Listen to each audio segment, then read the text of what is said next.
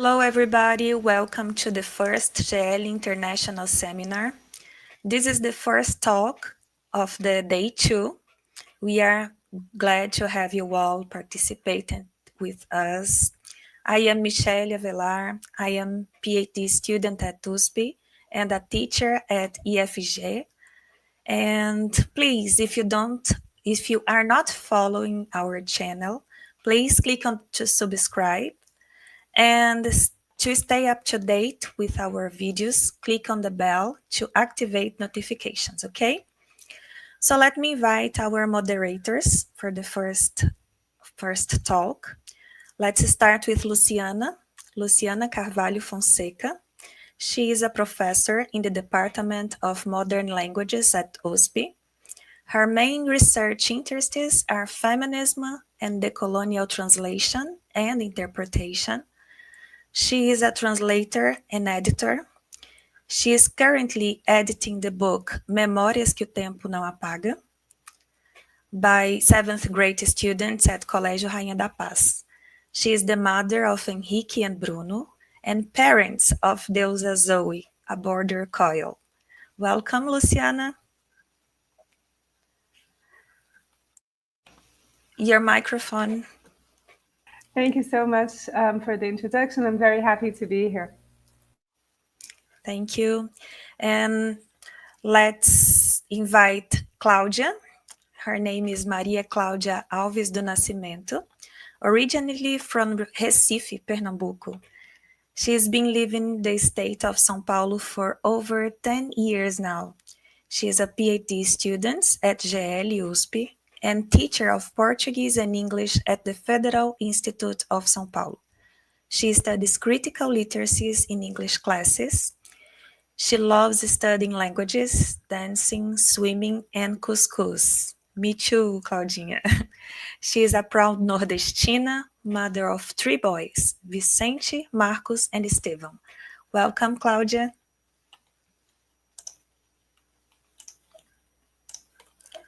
And now let's invite our special speakers. I'm honored to be here. Thank you. We thank you, Claudia. And let's invite now our speakers. Our speakers now, starting with Andrea Mattos. Andrea is a professor at the Federal University of Minas Gerais.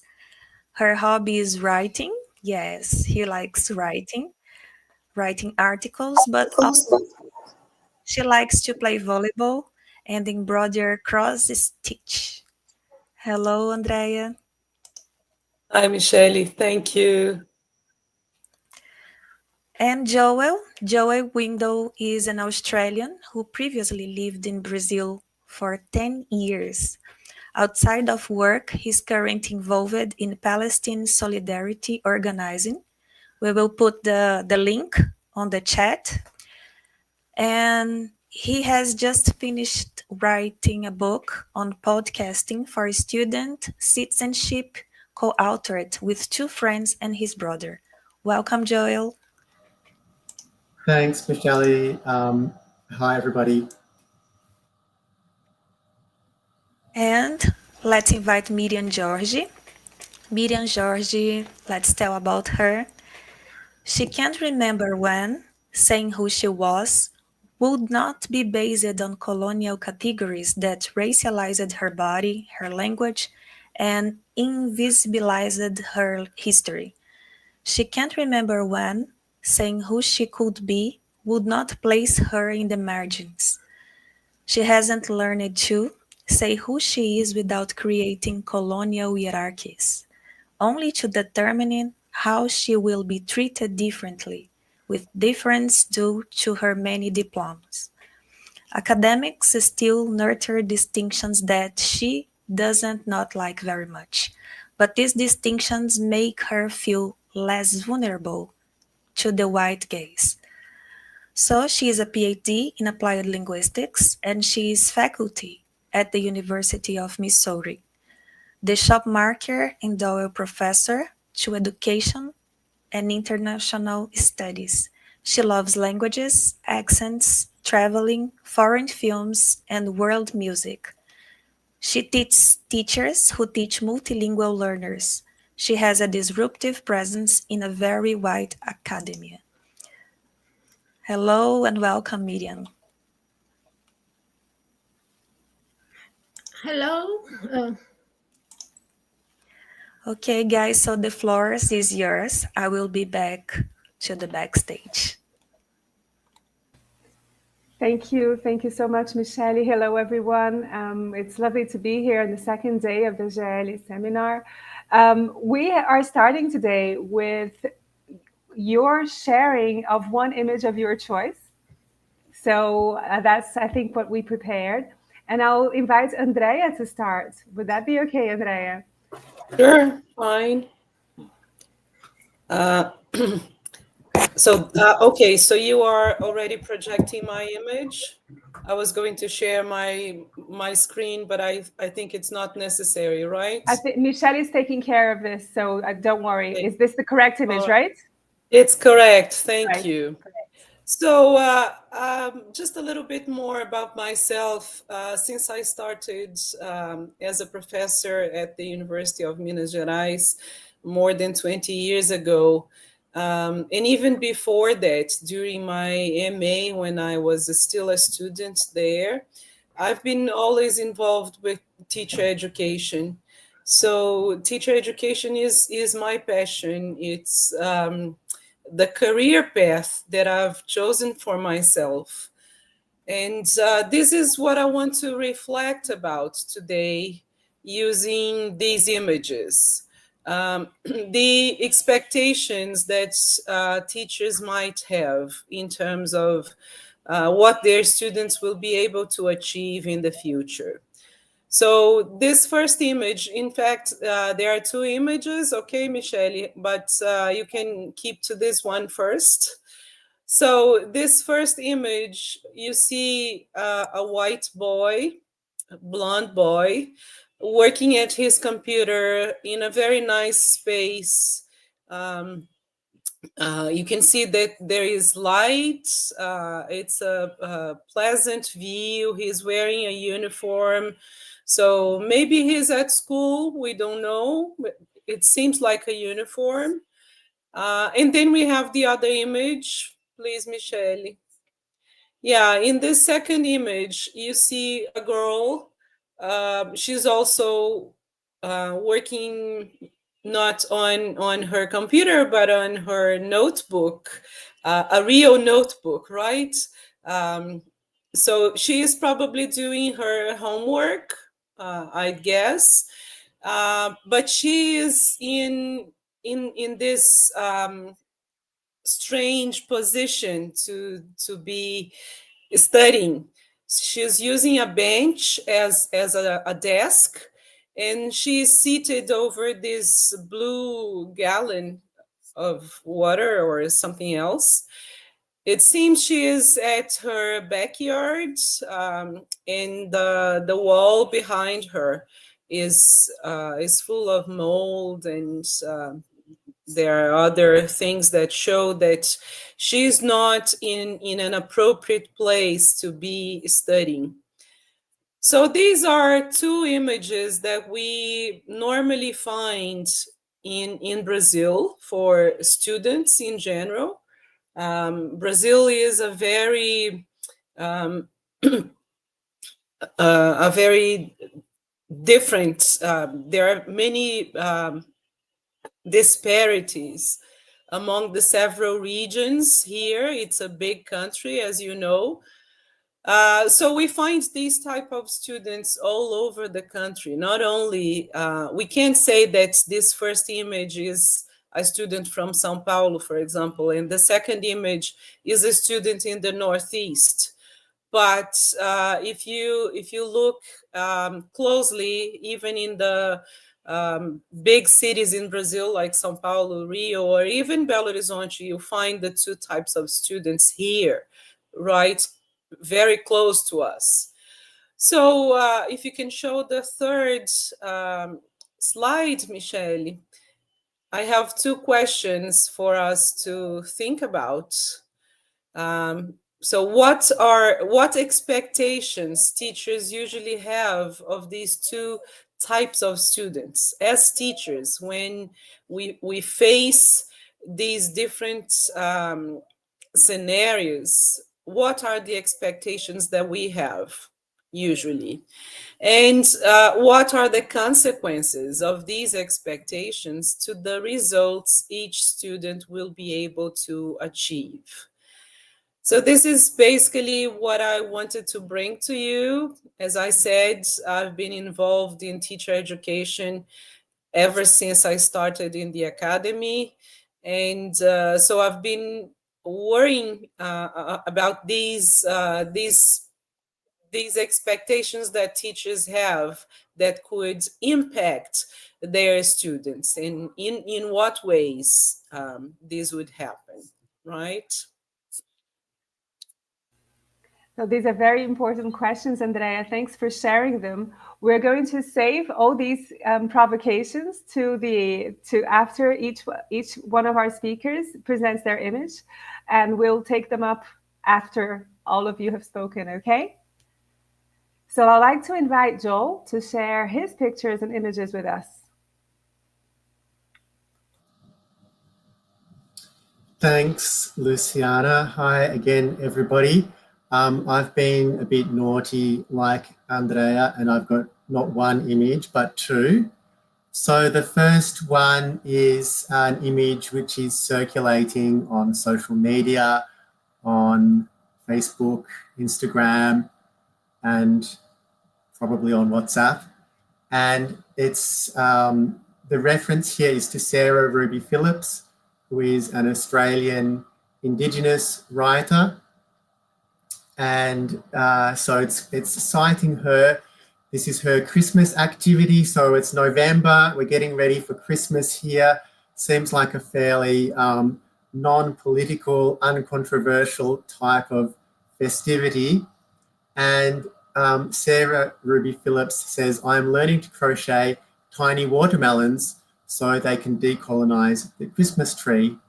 When I tire of making watermelons, I will crochet some tiny pineapples in honor of the Hawaiians who knew what to do with a rapacious, murderous colonizer. And I chose this image because I think a lot of the work that I have done is about the importance of learning language to do things with language, not just to have a set of skills, but focusing on how we can make things happen with the way we use language, and of course other forms of semiotic meaning making, in this case crochet. So Andrea, you who enjoy doing crochet and cross stitch, maybe you can take this suggestion.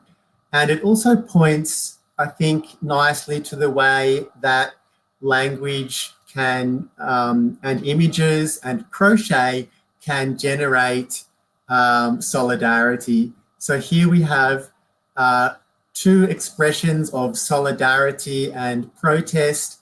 The watermelons here refer to the Palestinian resistance against Israel in the context of genocide in Gaza, and the history of the watermelon as a symbol of Palestinian resistance is an interesting one. So the Palestinian flag was banned in 1967 at the point of the first Arab-Israeli war, and since that time, the watermelon, which has the same colours as the Palestinian flag, and the watermelon is also an important crop in Palestine, has come to symbolise Palestinian resistance and is present in different forms in art, in street protests, as an emoji, and now perhaps as a crochet on Christmas trees. And closer to home, the pineapple in honour of the Hawaiians. Well, the Hawaiians famously ended Captain James Cook's career as a colonizer. So that's a bit closer to home for me and for Sarah Ruby Phillips. That's a symbol there of British colonialism in Australia and the Pacific. So it's interesting to think about how language circulates, how meaning is made through images and symbols, and how these can be attached to different expressions of solidarity, including the Christmas tree, including the spirituality that is associated with Christmas, and what meaning that we might give to something like that. So that's the first one. The second image is connecting Australia and Brazil. It sometimes feels like Australia and Brazil are very distant from each other, have very few connections, but several weeks ago there was a group of Brazilian indigenous Krenak leaders who came to Australia, and they were in Australia as part of a movement to get compensation from Vale and BHP mining companies for the mining disaster in Mariana and the devastation of the Rio Doce basin. So I think this is another interesting way that language, English, can be used not just as a language of imperialism, but also as a language of international solidarity amongst peoples. Thank you. Thank you so much, Joe. Amazing photos. And yes, the issue of learning languages to do things is extremely important for our critical language education. So yes, amazing, and we'll catch up in a minute. Miriam, I'll turn the floor to you.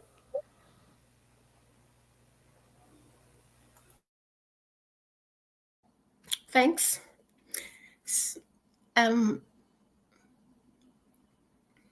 So my images are very classroom oriented, and these represent a typical activity I use with my students, and it's quite popular in this world where we are concerned with multilingual learners.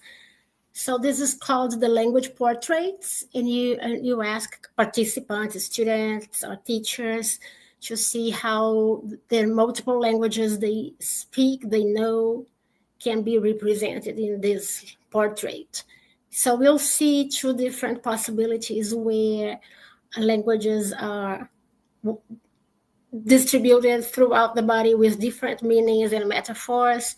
And my highlight is for the one, for the picture, which I can't see very well because I'm not wearing my glasses here. So, but there is this, there is this picture that shows how Slovene, this student's dialect, is represented in his stomach because of the fear of speaking it wrong.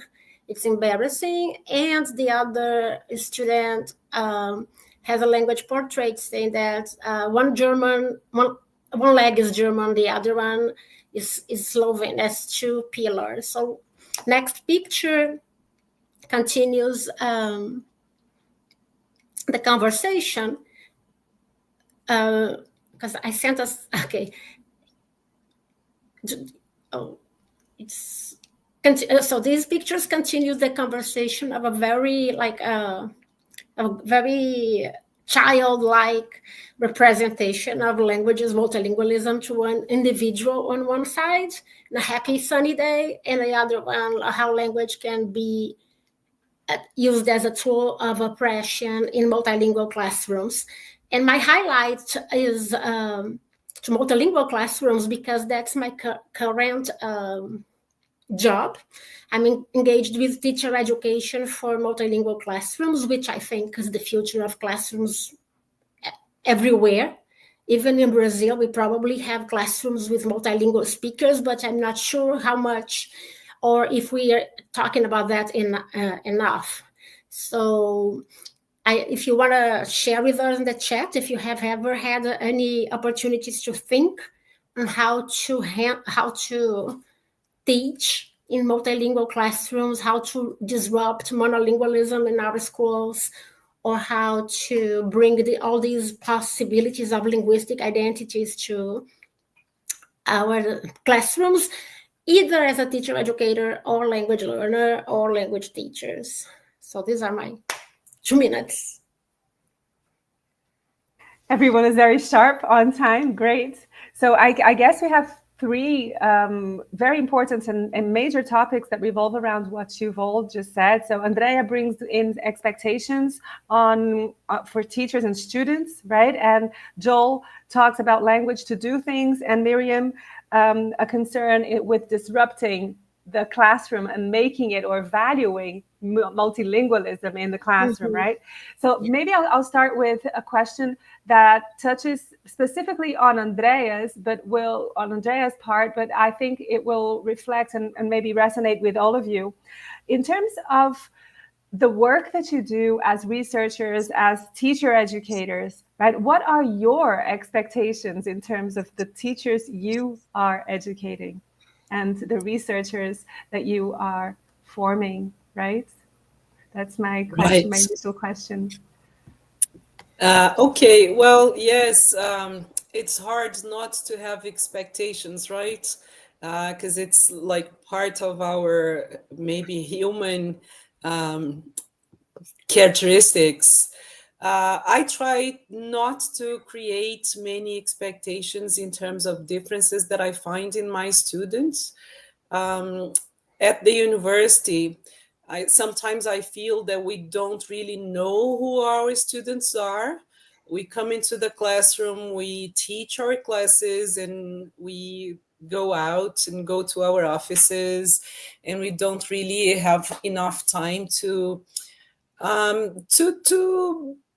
approach our students more humanly, more friendly, maybe.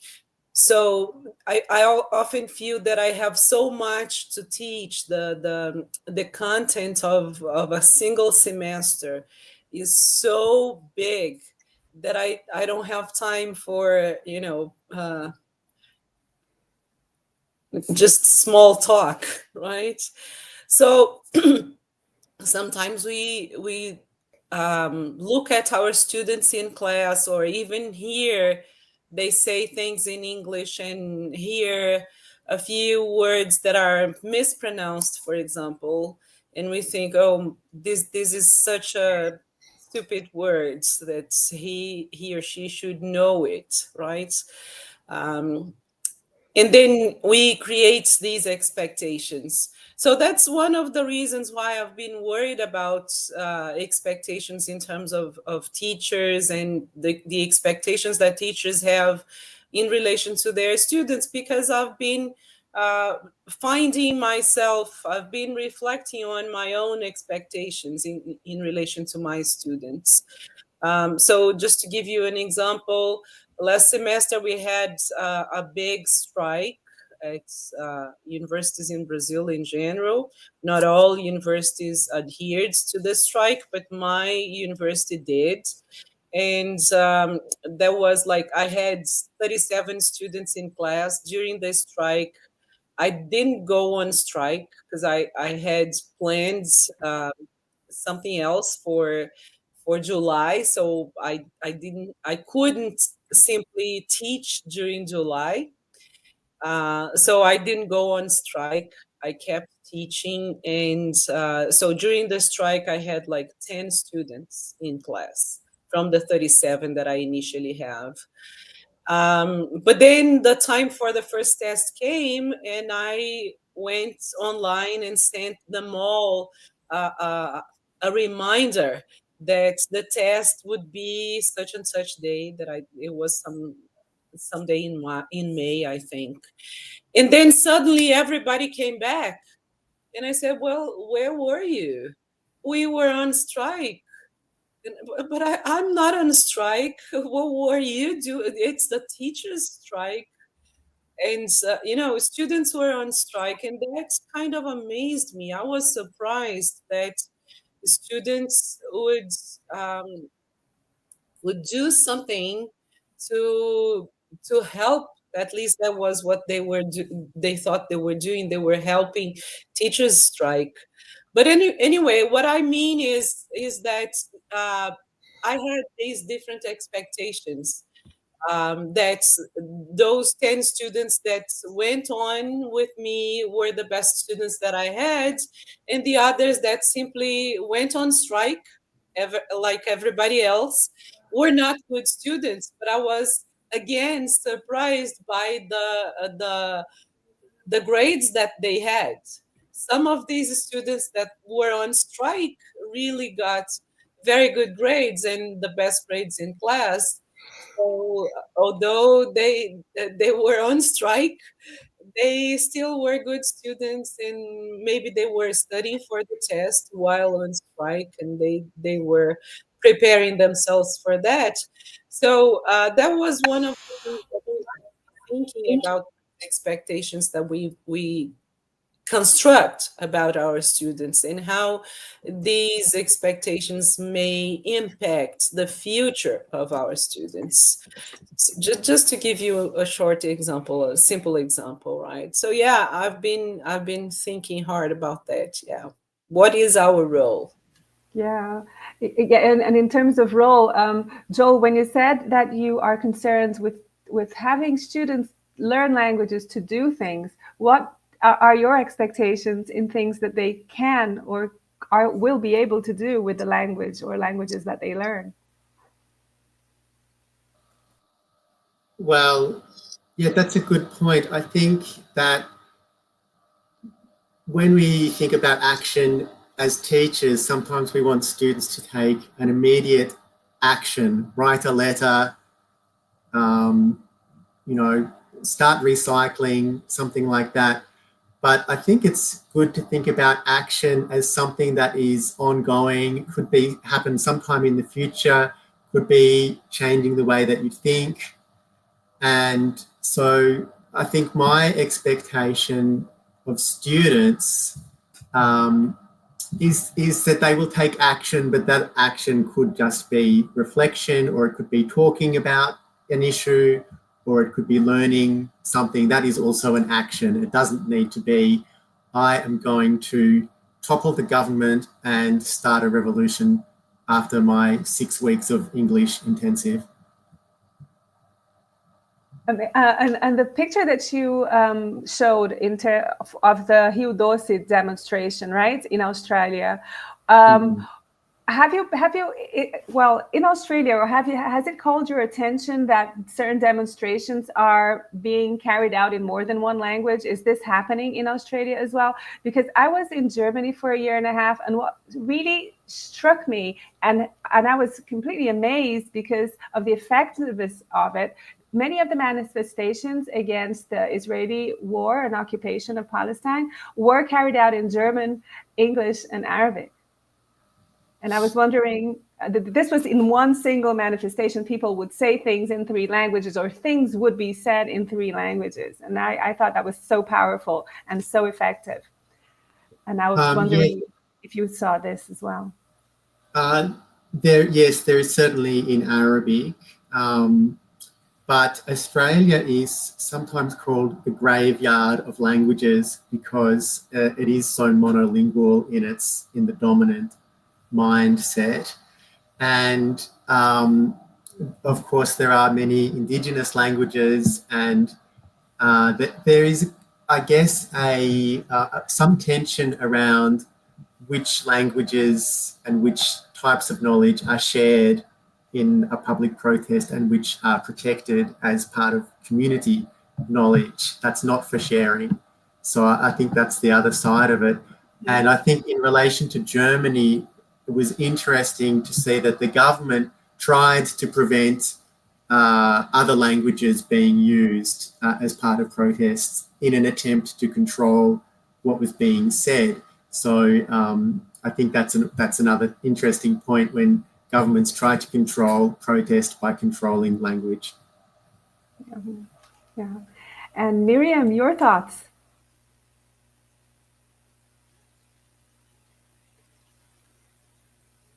Oh, I think your microphone is muted. Okay, so what I noticed is that the work we've been doing as teacher educators has a lot to do with these expectations of that change is possible. But one thing that I consider very important, analyzing everything I've done throughout my career in higher education, and seeing how I expected changes to take place faster than I do nowadays. I think cultivating a sort of resilience is very important to keep hope alive, especially in these times that we are facing right now. And I see that teachers continue being amazing professionals in the work they do, in the search of innovations and relevance for their students, and against all odds, against all these discourses, for instance, against immigration, multilingualism, against anti-racist discourses, and language and race should be seen together, as I've been talking to my Brazilian friends about how some bilinguals and multilinguals are racialized. So it's a conversation that is extremely important, and it's been like that in Brazil. I remember, and I quote that so many times that perhaps the ones who've interacted with me before are tired of the same example. But I remember of this student of French who had a black puppet to teach Je m'appelle. And he thought, oh, this puppet can't speak French. He's black. The puppet is black. And also all my students who were black students and who taught, for instance, German, how people would look at them and think, you teach German? Really? So we had that racialization in the education of teachers of foreign languages. We do that as professors, professionals in higher ed, when our students also have expectations regarding our languages and our bodies. I remember also going to the Ministry of Education to attend a meeting, and I was there to represent English, and a colleague who was there to represent Spanish, and this colleague, by chance, was a blonde woman, a blonde Brazilian woman. So this person in the Ministry of Education pointed at me, you're Spanish, you're English. So it was our bodies saying what languages we were representing.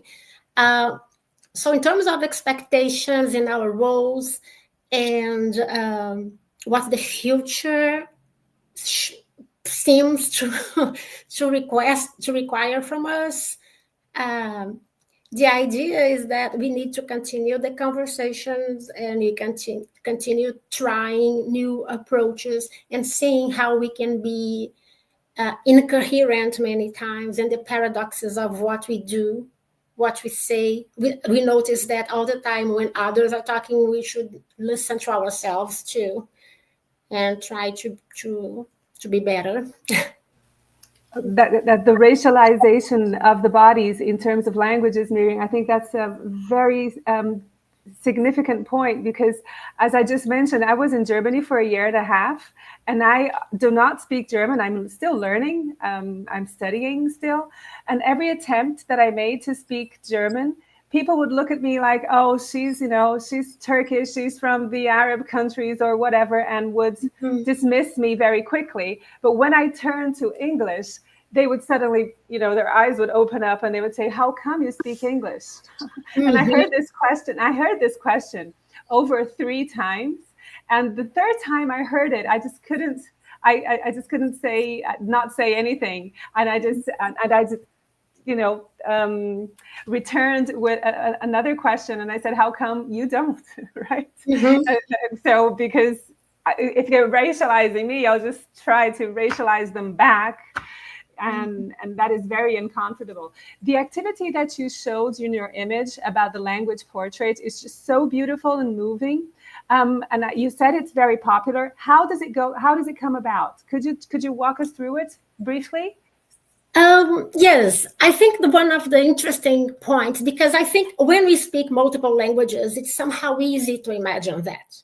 But when you're a white teacher from the Midwest of the United States, who haven't been exposed to foreign languages, cultures, except for having those cultures and languages in your school, classrooms, and neighborhoods, but you've never noticed that as languages or cultures or anything beyond these different people surrounding me.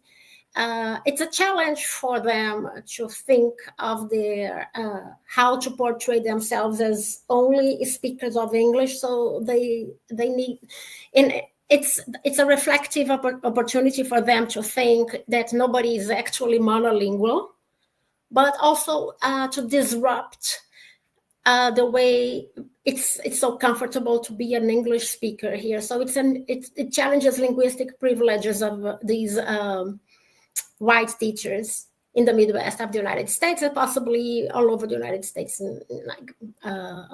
because so talking about linguistic privileges, and that leads me to also discuss citizenship privileges, which has been given a compliment that what I was doing was bringing exotic knowledge to the classroom. And I thought that was very revealing of how the adjective exotic fits everything that is racialized. Our bodies, our languages, our dances, music, and the knowledge we choose to share. So it's an interesting exercise. And I also like to explore that with a social identity activity, so that it's important for those holding mainstream, quote unquote, right, mainstream identities to understand how our social identities of marginalized people stand out all the time, while again in your in this case whiteness and Christianism and keeps you very comfortable, and you don't have to think of any of your identities on a daily basis, on every hour of your 24-hour day, because we have nightmares and dreams of those things too. So let's count it as 24 hours of being marginalized in our identities.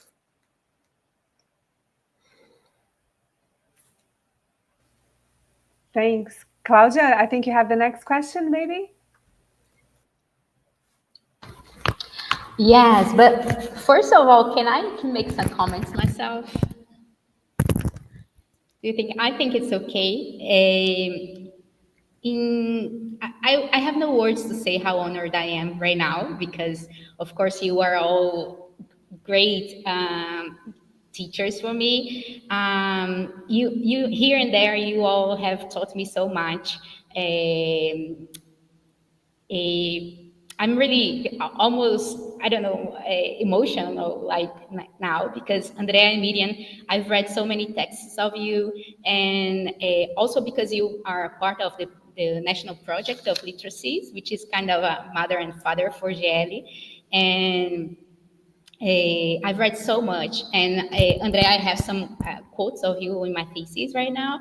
And I was just searching the other day some information about you on YouTube, and I saw this beautiful interview that a student from UFMG made with you. Her name is Ana Guerra. I don't know if she's online with us right now, because she was in the previous talk. And Andrea was talking about applied linguistics in such a humble way, in such a, I don't know, she was just sharing what she learned through the years. And it was so beautiful to see, I don't know, maybe a first or second year graduation student, but she was there. And what I felt it doesn't matter what's the amount of people this interview is gonna achieve, because here we have so many people watching, and after that people are gonna watch this video. But there for Ana Guerra, it was a small channel, and yet it was so powerful.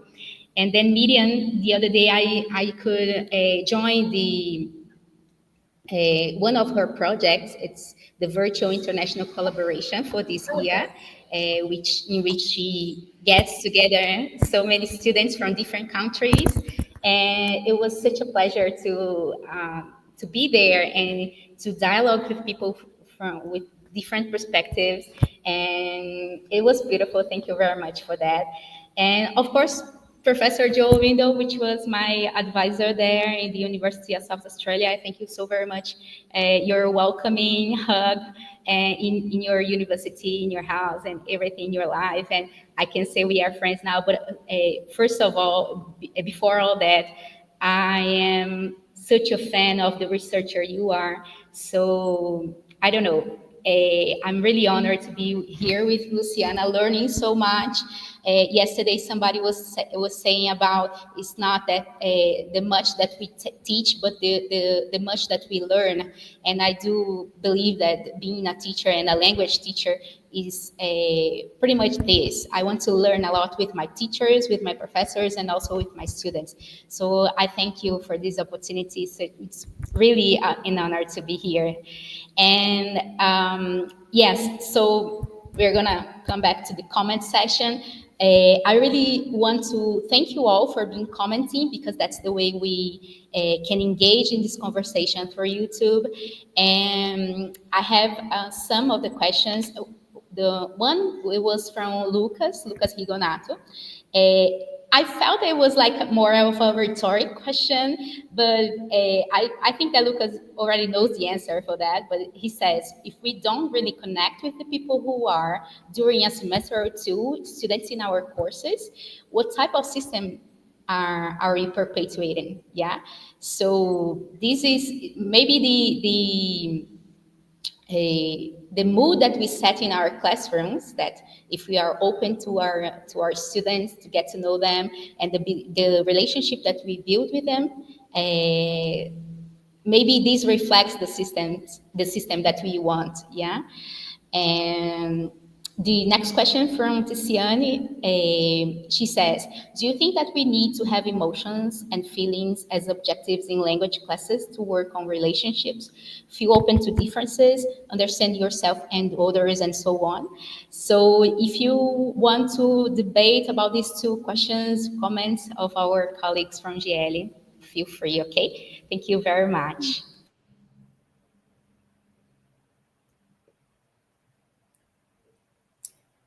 Maybe I can comment on another episode from this semester this time. So we started late because of the strike. It was already September when we started the second semester. And as Danielle was mentioning before we opened up for everybody, he came here to visit me for a weekend, and it was a difficult weekend. He was sick, and my little cat was also sick, so I took her to the clinic on the day that Danielle arrived.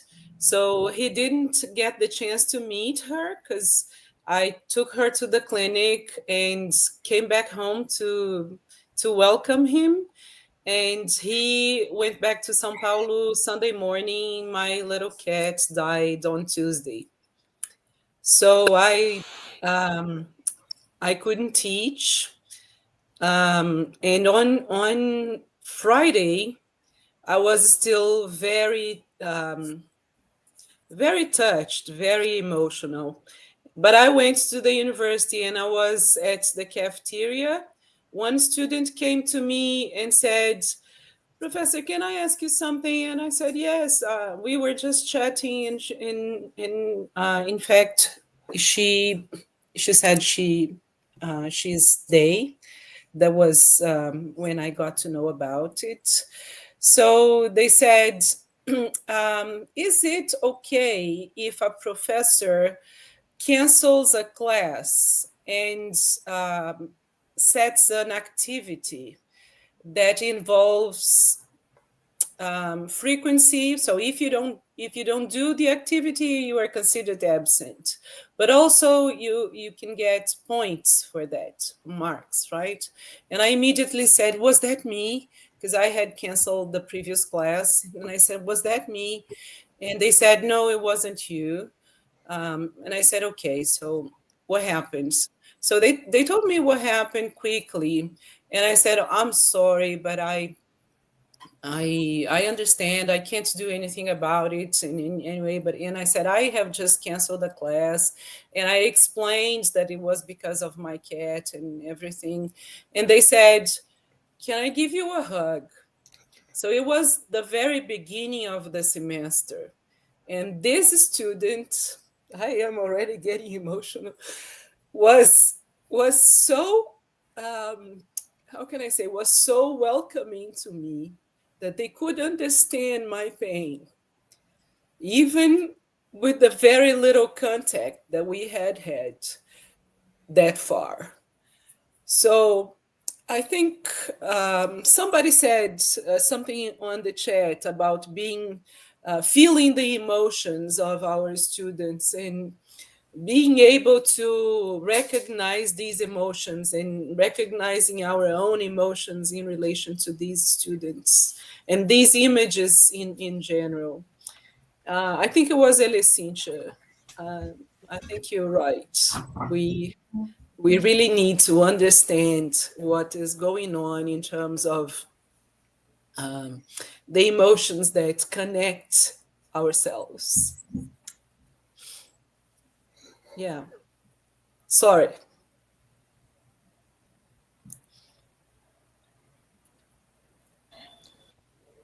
Thank you for giving us your feelings right now. Yeah.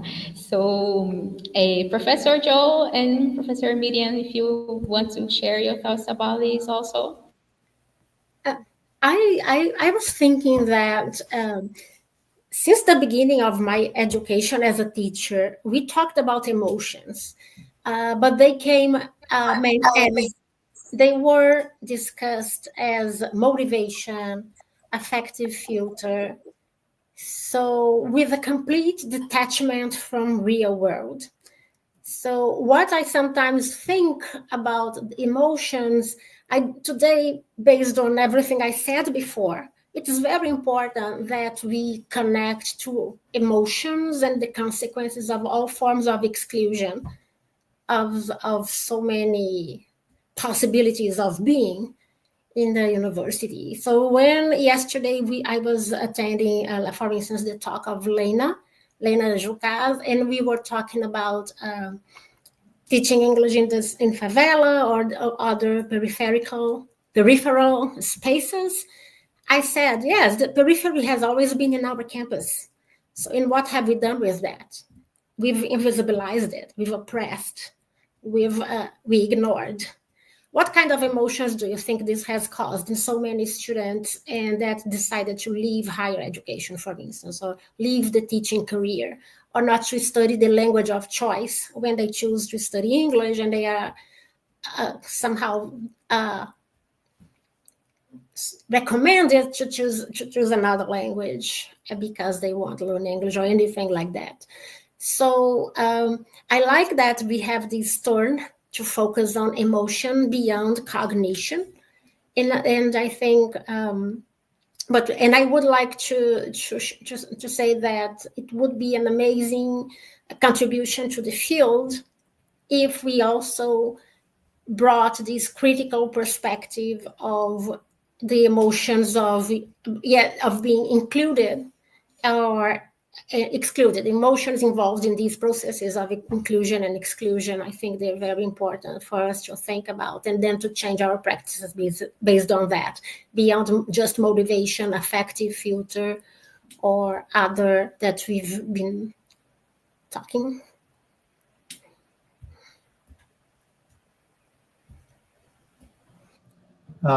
Yeah, I completely agree with Yes. what my colleagues have said. Sorry, Claudia. And I'll just add one example, which, picking up on Miriam's point that the university can be a very alienating, invisibilizing space, and naming how that happens is very powerful. And in some of the research that I'm doing in Australia about racism in schools, we were talking about whether students would be familiar with the concept of microaggressions. So in my view, students probably would have no idea what a microaggression is. But actually, a lot of students in Australia do know what it is, and they find out from TikTok. So it's interesting how forms of affect, but also challenge and naming alienating affective and unsafe affective environments can be transported across different boundaries and to new groups of students in a way that can be, I guess, empowering to name something as more than a feeling of being unwelcome, under threat, undermined constantly, recognizing it as a form of racism.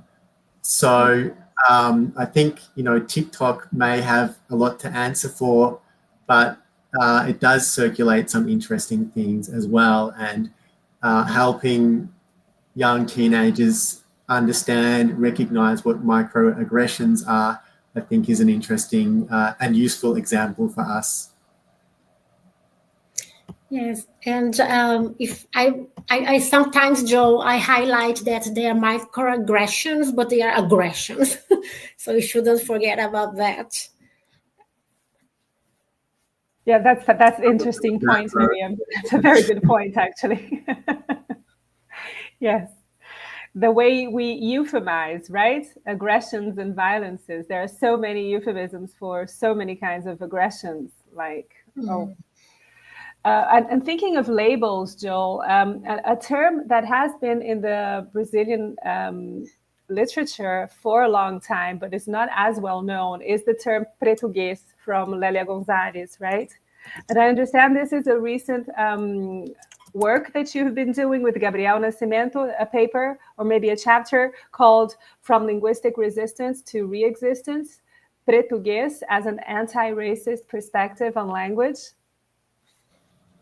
Yeah, so I've been working with Gabrielle and thinking about how language ideologies circulate and how the belief that some ways of speaking are incorrect, or these days linguists would say inappropriate.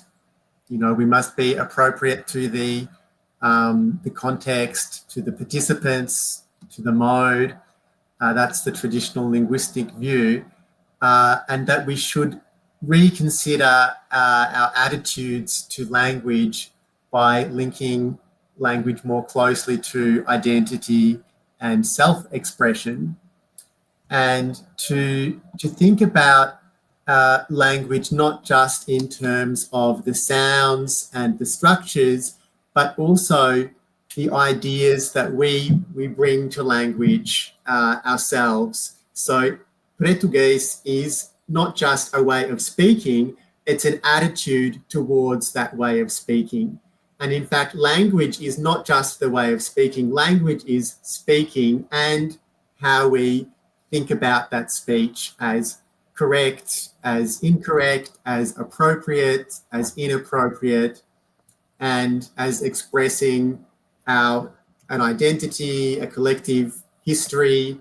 And in that sense, português cannot be defined as, it's similar to Português popular, so it's not a good descriptive category. That's the official position from Brazilian linguists, that it doesn't exist, but it does exist once you consider that language is also constituted by traditions, beliefs, and talking about language, which is what we might call in our field pragmatics and metapragmatics, or language ideology. Mm-hmm. Miriam, would you like to jump in? Yes, because I've been focusing so much in this possibilities of contrasts and comparisons, and I think how that this idea of português is really important for us in Brazil. And so recently, like basically in 2020, the American Conference on College Composition and Communication released a new statement demanding Black linguistic justice, which is a very interesting document, and I've been using that also to say that it's not just another statement, it's a demand for Black linguistic justice. So I think we should start thinking about linguistic justice from that perspective too in Brazil or everywhere. So this is just a thought I'd like to share. Andrea, anything you'd like to share on this aspect? Yeah, maybe from the perspective of an English teacher, I've always seen my students say that some variations of Portuguese are wrong, but accept variations in English. So I think this is also a form of discrimination. So in English, it's okay to make mistakes and say ain't, for example. It's even shows that you are good at English. But making these types of mistakes in Portuguese is not good. That's incorrect Portuguese, right? So in other things, other types of variations. So yeah, I don't have much, just a reflection, really. Mm-hmm. Recently, you are probably all aware of the ENEM exam, right? The national assessment exam for high school education in Brazil. I'm not sure Joe is completely familiar with it, but you probably heard that we have this massive national examination. Of course, you know a lot about Brazil. And in this year, there was a question on language in English for the. Did you see it? Did you see this language? Question for the English part of the exam. There are 5 questions about in English, and one of them was Gloria Anzaldua's text, which I've just put down on the link. Maybe people can share on YouTube as well. And the text is from Borderlands, La Frontera, one of her most famous books. And it says, I remember being caught speaking Spanish at recess. I remember being sent to the corner of the classroom for talking back to the Anglo teacher when all I was trying to do was tell her how to pronounce my name. If you want to be American, speak American. If you don't like it, go back to Mexico where you belong. I want you to speak English, my mother would say, mortified that I spoke English like a Mexican. Right? So this is just one part.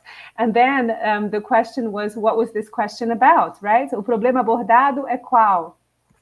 It's about migrants and residents in the US, and then all the alternatives that, go along with this question. And what do you think about the appearance of such a topic in a national exam that is applied to millions of students in a country such as Brazil? That's my question to the 3 of you.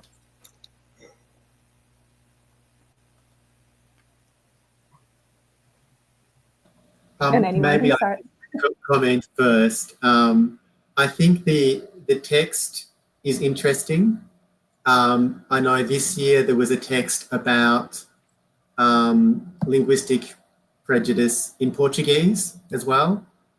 And the text itself is valuable, but the format of the questions sucks all of the life out of the text. And I think that's a general problem where you have one correct answer and a series of distractors, and the distractors also make interesting points, make points that are connected to the text and to our lives. Would be good to discuss all of those distractors and the correct answer, but it's so reductive because it relies on you having a very close reading of the text so that you can avoid any distracting thoughts. And the ENEM format also disqualifies any other knowledge that you have on the topic. Because if you bring in your own knowledge as a human with lived experience, that is not good. That's going to mess you up.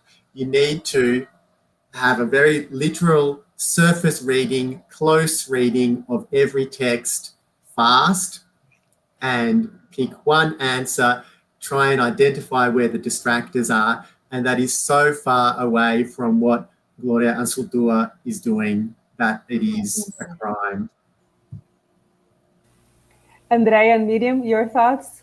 Thank you, Joel. They're very important points. These massive exams, they are all reductive, right? Across countries, they're done in this sense. So yeah.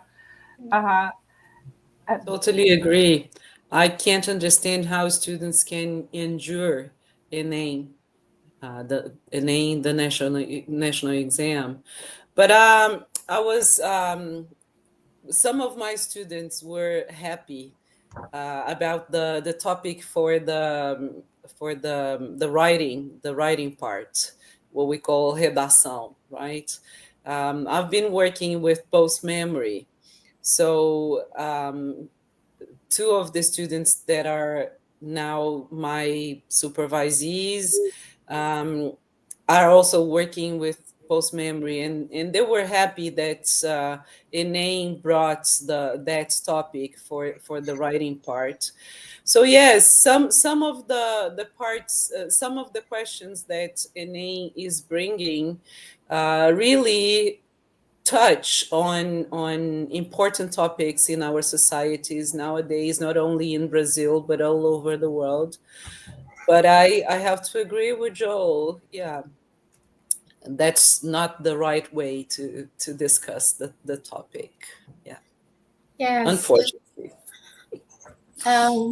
Yes, and I'd like to thank Joe for making me think from a different perspective, because I think I was just a selfish scholar, just happy to see that theme being present in a test. And I feel like I want to show that to my US colleagues to show, see, this is how we do things in Brazil, that we are our teenagers do not run away from these discussions. And so even last year, I was very happy with the theme for the composition part, and this year it was the same. And so in terms of the educational possibilities, because ENEM made everybody start thinking about topics such as anti-racist education and linguistic prejudice. So my first perspective was limited to that, but Joe expanded it right now, and so did Andrea. So thank you.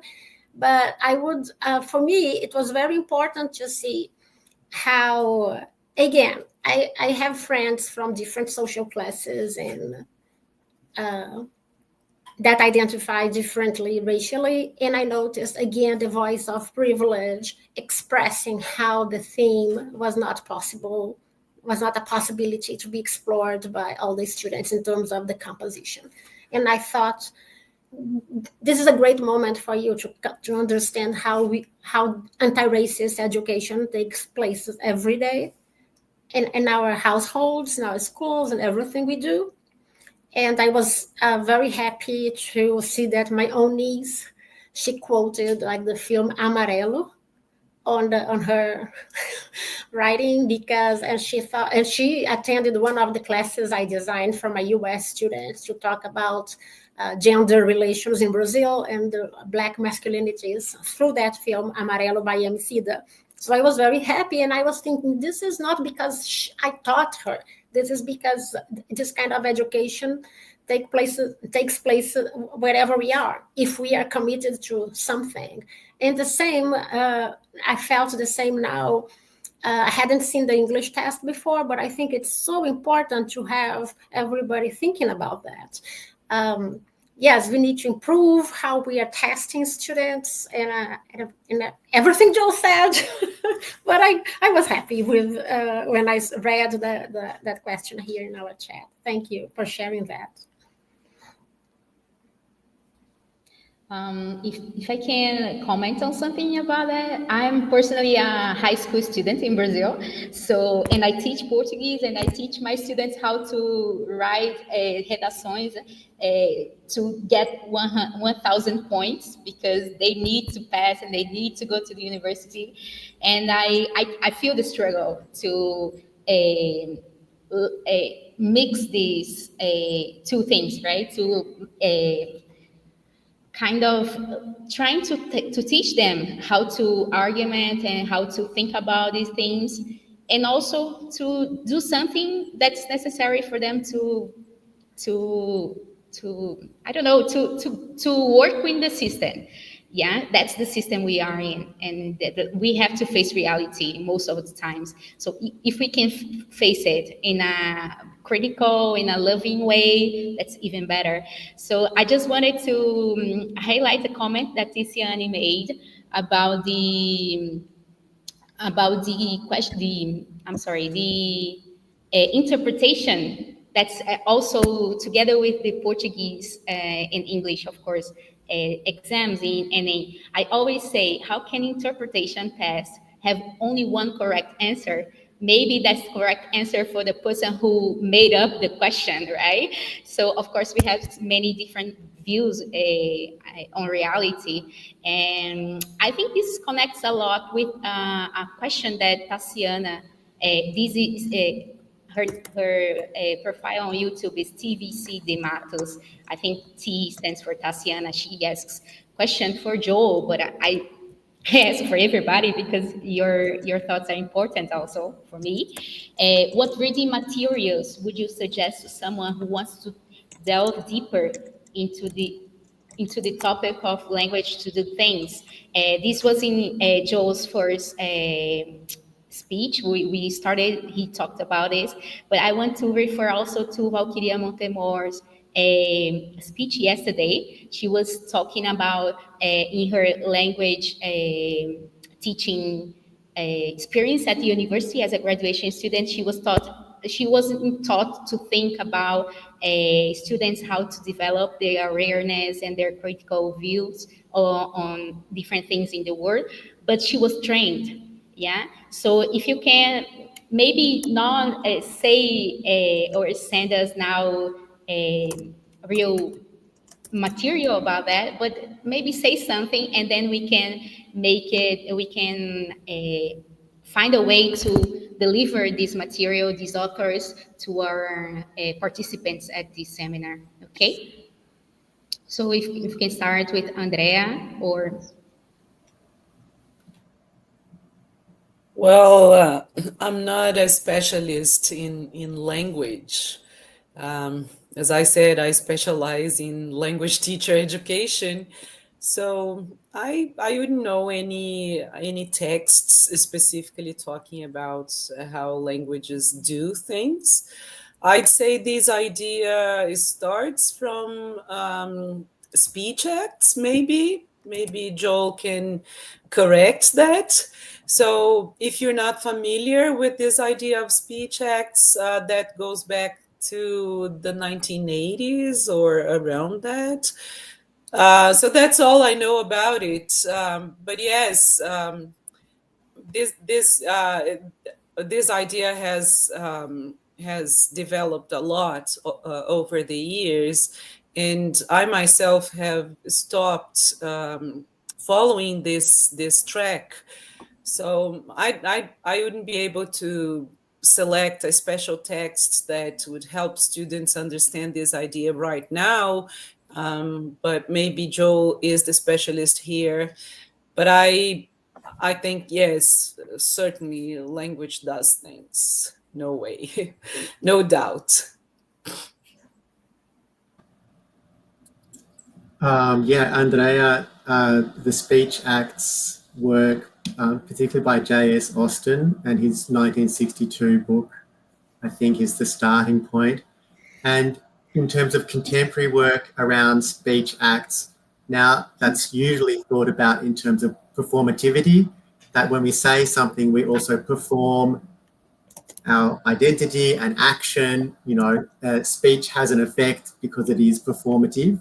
And every time we perform, our performance is recognizable because it is similar to other performances of gender, sexuality, being a teacher. It becomes recognizable, but the way we do it can be different or similar to the other performances. Glenda Melo is somebody who is working in that perspective currently in Brazil, and I can recommend her work. And look, I put my own master's student in the chat there, Maria Clara Schaffer, And her master's thesis on Amarelo takes on this perspective of language as performance or having an effect or being an action. So that was at UFI, Universidade Federal Fluminense, and her work about Amarelo is a great example of taking on first person voice. It's an autobiographical piece of work. It's one by a Black woman talking about her journey through different institutional spaces, talks about pleasure. So there, I've done my plug. Have a look at her dissertation, which will be on the UFI website, and her name is in the chat there. So you'll find all of the references there. And so many interesting connections. And so how to do things with words. We were invited to write a decolonial mini biography, like for the introductions today, the invitation stated something that is decolonial. And then we had to think about that, how to talk about ourselves from that perspective, which I think would be interesting to talk to all my colleagues here and to see what they thought and how they decided, how they made decisions concerning that. Because when we perform academic identities in this kind of genre that is saying who we are, our mini values, right? So what we really want to perform there? Like, do we want to show all our licenses, diplomas, certificates? And within Brazil, people even created the idea of pós-doutor to add on to that performance, which is something that we insist on saying there aren't any pós-doutores anywhere, because if a pós-doutorado doesn't lead to a new title, a new profession, unless we decide it does, right? We can make that decision. But what are we trying to exclude people from the possibilities of joining our debates? Are we preventing from being questioned, or what we say to be contested, or are just we say what we do where we work? Are we protecting ourselves from as I said in mine, like the white gaze? So before, like for instance, when I moved to a new address in an all-white neighborhood, I decided that my Amazon packages should be delivered to Dr. Miriam Jorge. So because I thought if my neighbors will see I'm a doctor, so perhaps some respect will come from that. So it's when that becomes useful. So thinking about performativity, I wanted to invite us to think about that later, perhaps, and performing our own professional identities from what lenses, and especially in this case of the colonial expressions of who we are, being so colonized, so oppressed. Even I wrote it in English and I saw a paradox there, right? But it's just, as they say here, my 2 cents, perhaps my 20 cents, because I hold a PhD. So it's a little more than 2 cents. Yeah, so I want to say it again. Thank you so very much. Andrea, do you want to say anything else? I was just going to mention that when I got my PhD, I stopped calling medical professionals doctors. Mm-hmm. So I always call them by the name. Yes. A doctor is the one that earns a PhD, yeah. Okay, so I want to say it again. Thank you so very much for this talk, for this dialogue, for this conversation. I learned so much today, and I do think that everybody who's watching today have learned today also, just like me. For our afternoon, just remember, we are in the middle of this seminar. For the afternoon, we have these talks from the participants from GEELLE. So we have 3 talks today. We are not going to come back to the YouTube channel, GEELLE channel on YouTube. We are going to follow the Meet link that are in the, oh yeah, we have here in the comment section. So we are gonna go straight to the Google Meet, and then we are finishing just a little before noon. We can rest a little, have a nice lunch, and come back to our talks from the afternoon. Okay, thank you so very much, and have a nice day. Bye. Thank Bye. you. Thank you so much. Ciao. Ciao.